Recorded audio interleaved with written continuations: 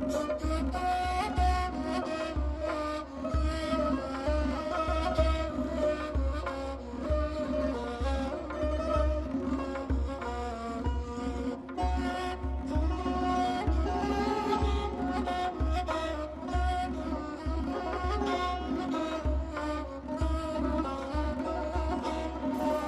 alaikum wa rahmatullahi wa barakatuh, and welcome to Finding Me on the ITV network.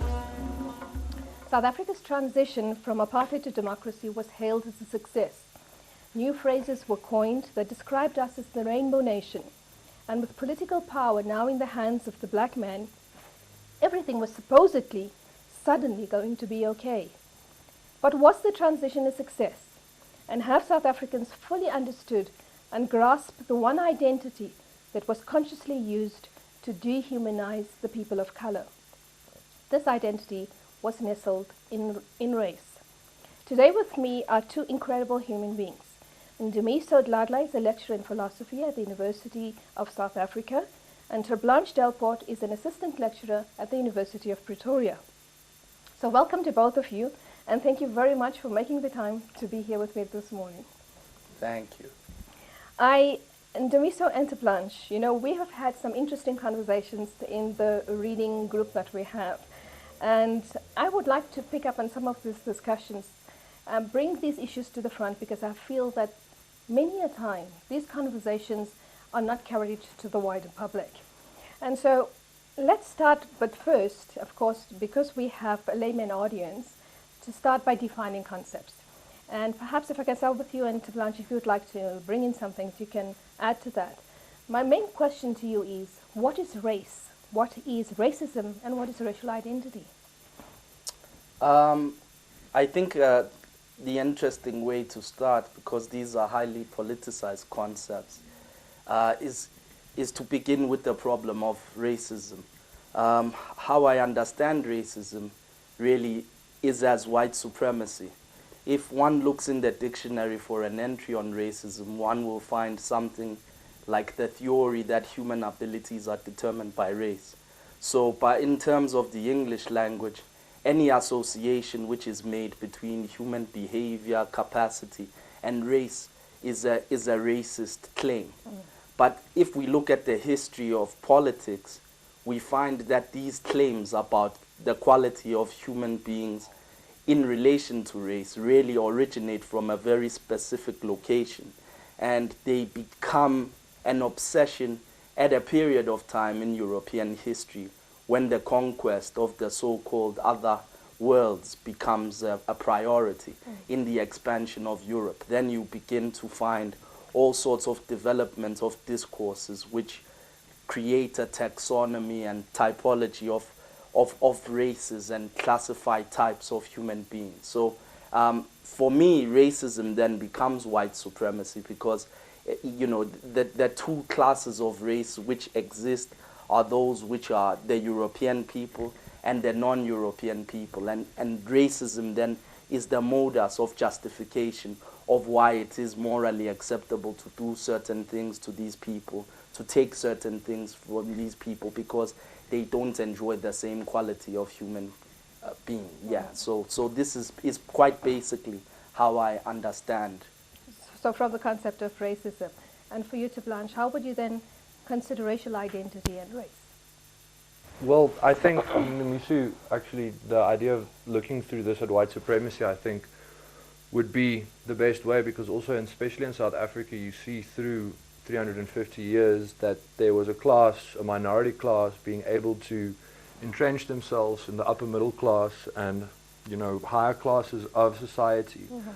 And this was only possible through a systematic exploitation and a systematic distancing from those that are not white and that are not part of the minority. And also, I think what Ndumiso also brings out is that the definitions, the dictionary definitions of racism also very much follows a European or a non-African way of identifying with the self and the other, in the sense that being black is being not white. And I think in South Africa especially, a racial identity then has to do with how your race determines your position within society and also your position within the bigger class structure.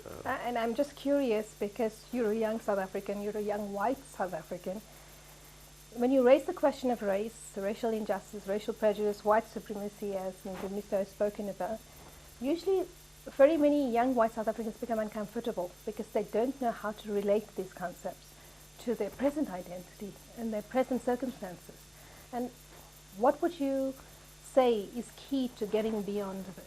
You know, first of all, it should be an engagement with our history, and it should be an engagement with our here, I use it very specifically as referring to South Africa, the history of South Africa, the intellectual history of South Africa, and also to engage with these things. That's not necessarily easy. I mean, to stand up and admit that, you know, one has benefited from apartheid has become almost a rite of passage for certain, like, liberal, you know, Afrikaners, how I benefited from apartheid. And I mean, the critiques one can level against it is massive, but I think that is a first step in the sense of realizing and making this conversation open, where we can talk about things like Afrikaner affirmative action, about the mineral and energy complex, about the collusion between the apartheid government and corruption, etc., etc., and think about this in a way where we can actually discuss and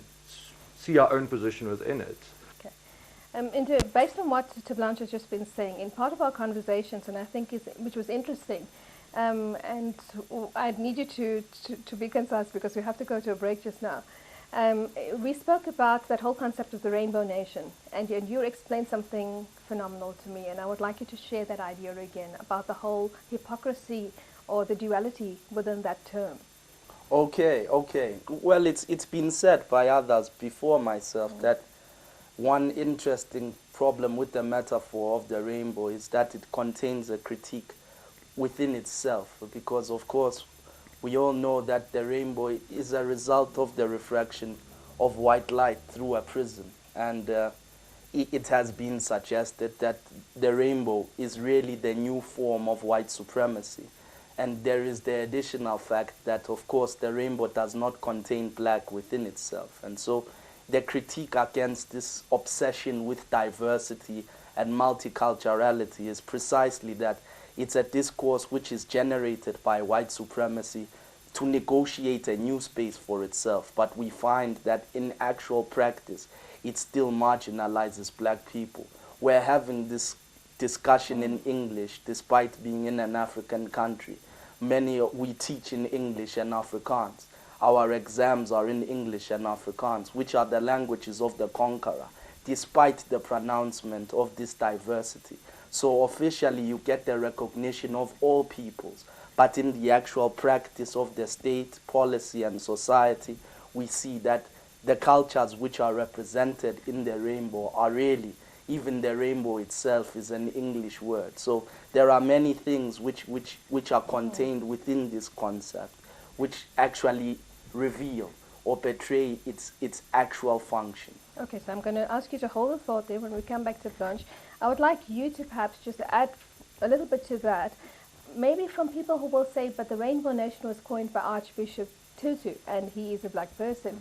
So what is the contradiction there, and why are we making a big thing about a simple term? So when we come back from the break, we will get back straight away to the question on the Rainbow Nation.